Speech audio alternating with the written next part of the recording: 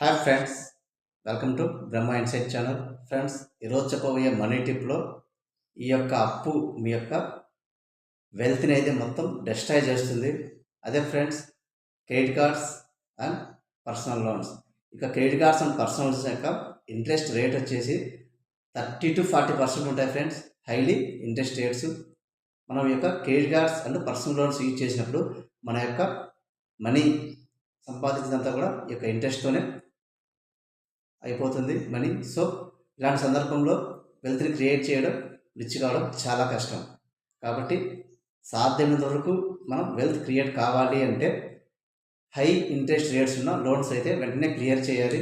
Bulk అమౌంట్తో pay చేసైనా, లేకపోతే maximum avoid చేయాలి. అలా అయితేనే మనీ అనేది క్రియేట్ అవుతుంది.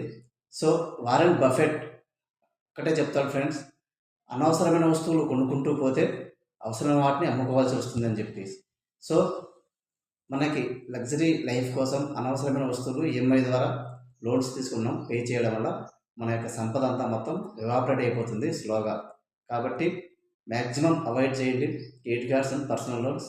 ఇప్పుడే మన వెల్త్ అయితే క్రియేట్ అవుతుంది. ఇది ఫ్రెండ్స్, మీకు నచ్చితే లైక్ చేయండి, అలాగే ఫ్రెండ్స్ అండ్ ఫ్యామిలీకి షేర్ చేయండి, సబ్స్క్రైబ్ చేసుకోండి. మీకు చేసిన ప్రతి వీడియో కూడా నోటిఫికేషన్ కూడా రావడం జరుగుతుంది. Thank you friends, thank you for watching.